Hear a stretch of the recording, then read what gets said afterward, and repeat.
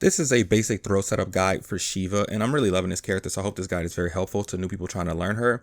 For clarification, I am focusing on variation 3, but kind of similar to what I said about my Robocop basic trap setup guide.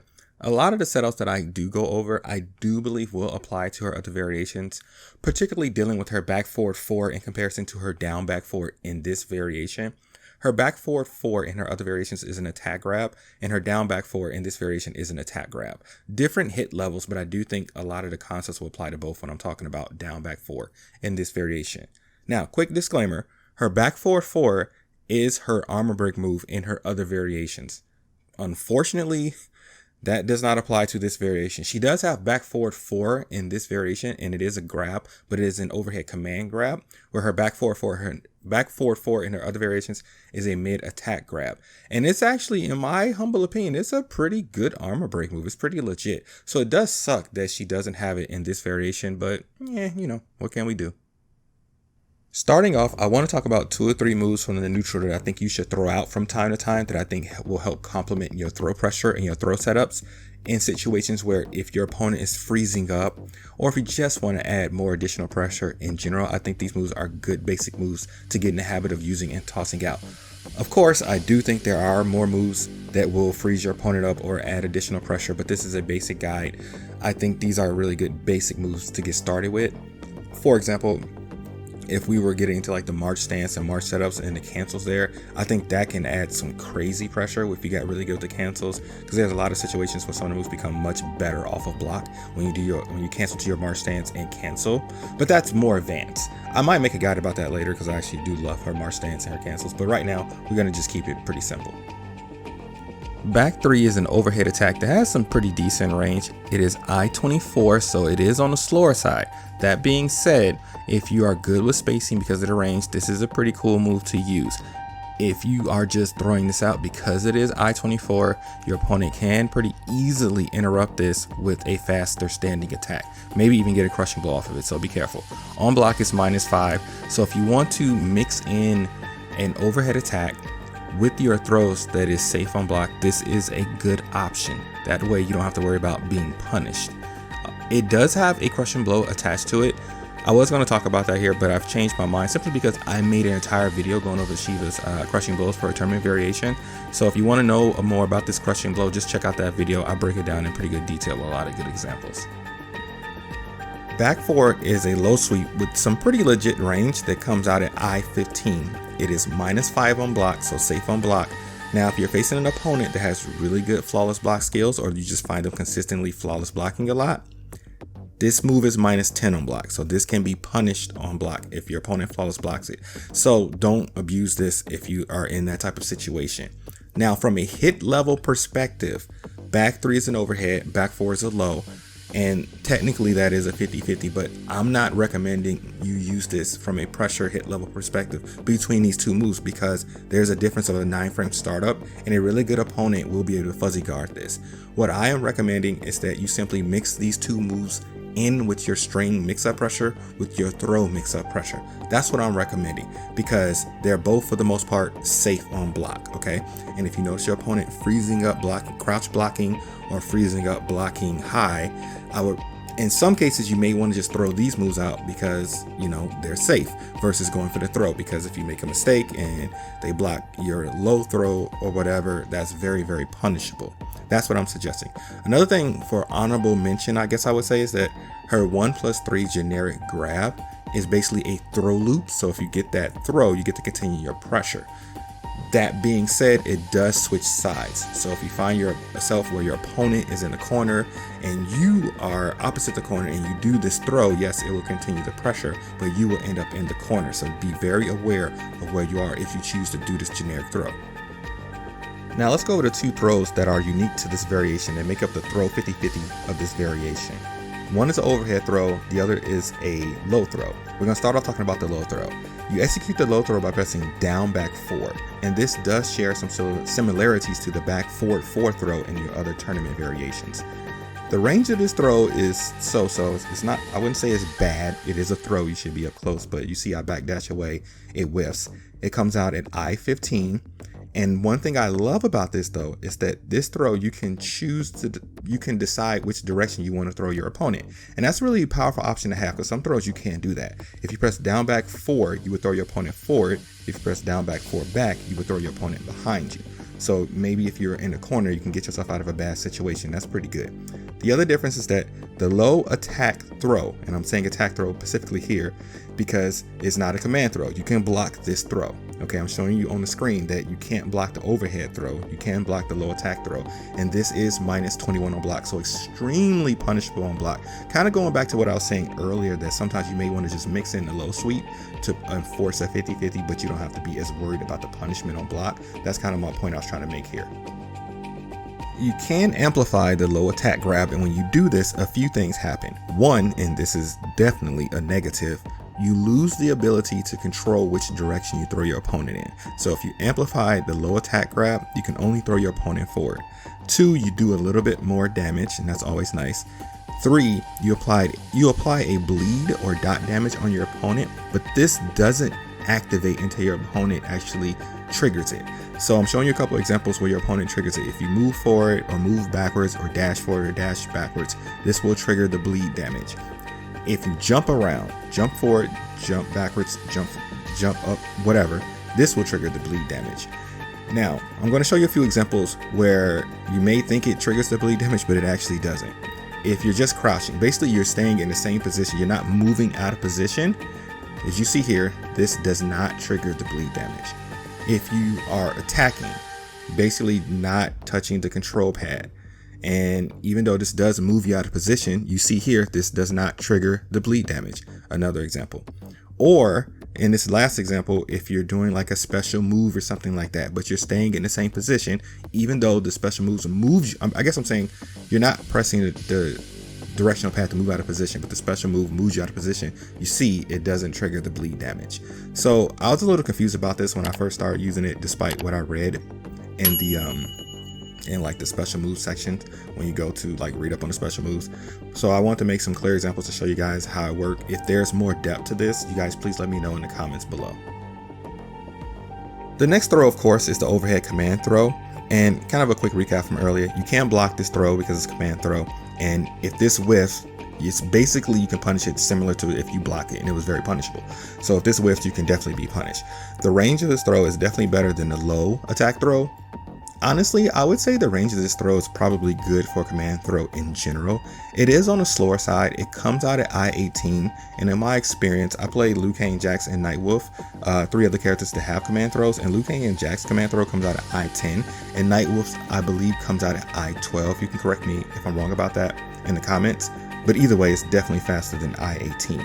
And it is an overhead, so it works on crouching no matter what. So if your opponent's crouch blocking or just crouching in general, this throw will work. Keep in mind that this throw switches sides. Very important to be aware of that.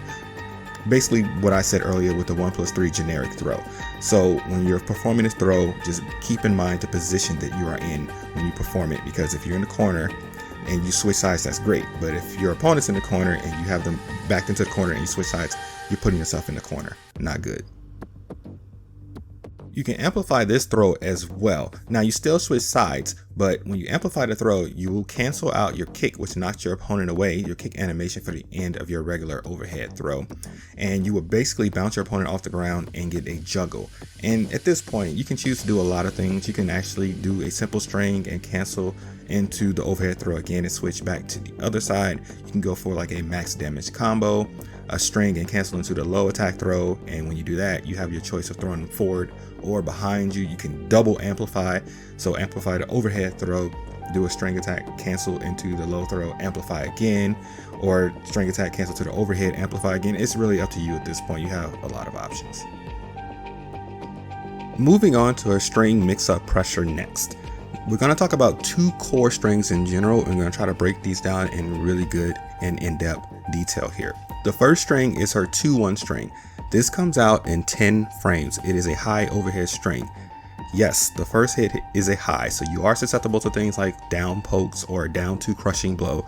You have to be aware of that. You have to set this up. Since it is 10 frames, maybe set it up off her like her down 3, which is like +15 on hit, and then try to gel into it, things like that. The second hit is an overhead and it starts a juggle, so that is very good.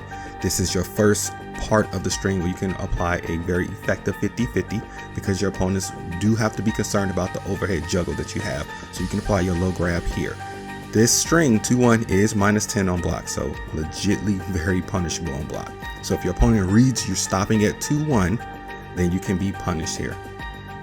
The entire string is 2-1-1, which is high, overhead, mid. And on hit, it knocks your opponent away. So you lose your attack and your rush down pressure, but you did land a hit, you knocked them away. And on block, it is -5. So it is safe on block. And even though it may look like it, because there seems to be a little bit of a small pause between the second and third attack, there is not enough time to flawless block or interrupt with an attack. And because it's a mid, which is a really good thing here, your opponent has to block that final attack. If it was an overhead, I feel like it would either be unsafe or it'd be a big enough gap for your opponent to flawless block, or maybe be a big enough gap to interrupt with an attack. So I like the fact that the ender here is a mid. Now what you have is a little bit more depth applied to this string, because for one, your opponent has to deal with a 50-50 of the second hit, because the second hit, the 2-1, is an overhead. So they have to deal with the low grab and the overhead. And for two, they have to deal with the fact that if they choose to block the 2-1, they have to either choose to punish it, or they have to choose to wait and block the next attack, which in a lot of cases will give you mental frames to make the 2-1 safe. You also have the additional option here because you have an overhead and a low grab, 50-50 mix-up, to do 2-1 into another 50-50 mix-up. So you can do 2-1, high overhead, and then into a 50-50 with the overhead or the low grab ender. So you have two sections here where you can apply a 50-50 mix-up. So this string overall, I think, is pretty decent. Yes, the first hit is a high, so you have to worry about those issues, and the second hit is unsafe. But the last hit is safe. It's not a flawless block gap, and you do have the potential of ending safe or choosing to go into another 50-50, which is a lot of pressure on your opponent dealing with a 50-50 in the second hit, as well as safe or 50-50 in the last hit. All right, the last string we're going to talk about that has some pretty good mix-up pressure to it is the back 2 string. Now this string has even more dynamic and depth to it than the 2-1 string. Back 2 by itself is a 2-hit attack that is a mid overhead attack. It is I-17, -4 on block, and +9 on hit. So significantly slower than the 2-1 string, which is I-10, but it is -4 on block versus being -10 on block, so safe on block. +9 on hit are pretty decent frames on hit. You can choose to continue on with the rest of the string extension if you want, or you can just let that set up some stagger pressure for you and take the +9 on hit and apply a different type of attack if you choose to. The second part of this attack is an overhead. Like I said, it's a 2-hit attack, mid overhead. So now you can apply a 50-50 with the second part of the attack, and you can choose to do the regular overhead into your low grab. If you want a more high risk, high reward situation, because the overhead is +9, you can choose to cancel the overhead into your overhead throw and amplify and then do a juggle. But again, remember, if that whiffs, you can get significantly punished for it. Much worse than a -4 on block. Okay, the extension to back 2 is back 2 1-1, which is a mid overhead mid string. This is -9 on block and +13 on hit. So on hit, really good frames for the most part. You can pretty much again apply some stagger pressure here. On block, this is -9, so you can be punished for this if your opponent reads that you stop at this point. The 1-1 part of this string is a dial in, which basically just means you have to input it really fast, but it will allow you to make the string hit confirmable to decide how you want to finish this string. If you want to finish with the final extension, and we'll talk about that in a second, which is a full string, or if you want to finish with maybe one of the 50-50 grabs, or if you want to finish with like an enhanced fireball to keep it safe, reading that your opponent was blocking the beginning parts of the string to begin with. The entire string is back 2 1-1-2, which is mid overhead mid overhead. So this string is a 5-hit string, which I actually think is pretty cool. On hit, it's a knockdown. On block, it is -6 with a little bit of pushback. So I can't really see too many situations where you get punished with this on block, but there is a big enough gap on the last hit that your opponent can flawless block the last hit, and then it becomes -11, so you can definitely be legitly punished there. The entire string, as I said earlier, is hit confirmable, So you can hit confirm on block to finish with the overhead. If your opponent has the skills to flawless block, then you can hit confirm on block to like an amplified fireball to keep it very safe. Or you can hit confirm on block to do the 50-50 grabs, or you can just do the low grab to mix up with the 50-50 of the overhead. And if you choose to cancel the overhead string attack into the overhead throw attack and amplify, you do get a bigger reward. But as I said earlier, for the second overhead, it's also a bigger risk, because if your opponent, you can't block that, but if it whiffs, you can get legit punished for it. So that is your own personal choice. That is up to you if you want to play risky or don't play risky. Totally up to you. Okay, there are two things I want to talk about before I end this video. They actually are pretty important. So for every string where I said you can apply the overhead throw and the low attack throw off a block for a 50-50 mix up, those work. But there are situations where off of block, the overhead will not work. It is a command throw. It doesn't take off of every single thing on block. Whereas the low attack grab, that's an attack grab. So of course that will work off of any cancel, off of any special cancel. But the command throw is a different story. So I guess for honorable mention here, the forward 1 is a good spacing mid. You can take off of that, whether you do the overhead throw or use the special cancel into the low attack throw, or the back 1 string off a block. You can take off of that into the overhead throw or special cancel into the low attack throw. But her forward 4, for example, that's a 10 frame mid, which is always nice to have a 10 frame mid or faster. That's a good move that you can special cancel into the overhead throw, but it'll whiff. It doesn't take off of that throw. So there are situations for certain moves and probably certain strings where you can't take off of that, and you need to be aware of what you can special cancel to the overhead command throw and work, and what will not work. Because if you whiff, you can get punished really hard for that. Okay, last thing. Now I have Night Whiff on the screen, and right now I'm showing you I'm down poking and off a block I'm special canceling into his command grab, right? And I cannot interrupt that with Liu Kang. I can't down poke back. I can't do his forward 4 string. I can't get up and do a standing jab string. I just can't interrupt it. Of course you can neutral duck this, but my point is I can't attack back and interrupt that, okay? I'm showing you something similar with Sheeva right here.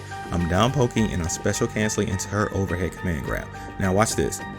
Right here I'm showing you that I actually have time to interrupt with Liu Kang's forward 4 string and get a crushing blow. Now, this isn't to say that this issue is not something I have experienced before, because I have experienced this before with some of my other characters that have command grabs. There are cases where I'm playing somebody and they read that I'm going to take off a block, go for the command grab, and they have interrupted me. So I'm not saying this is not a problem in general. I am simply stating that I do think this may be a more common issue with Sheeva, simply because her command grab comes out slower. So I just want you guys to be aware of this when you're labbing and practicing to use her or against her. And also, I'm not saying that this isn't every single situation because her command grab is 𝐂𝐻𝐇. No, I'm showing you right here that I'm doing her back 1 string, okay, and I'm special canceling into her overhead command grab, and the gap is too tight. I can't interrupt that with Liu Kang, okay? I can't interrupt that with attack. I can't down poke. I can't do his forward 4 string. I can't do a standing jab string. The gap is too tight. Okay, so there are situations where you are locking your opponent down completely and then canceling into your overhead command grab. Anyway, that is the end of my Sheeva basic throw setup guide. If you guys like this guide, please like and subscribe. It really, really does help my channel a lot. I truly appreciate all the support you guys give me. I really do. I mean that. This is Acid Light. You guys take care.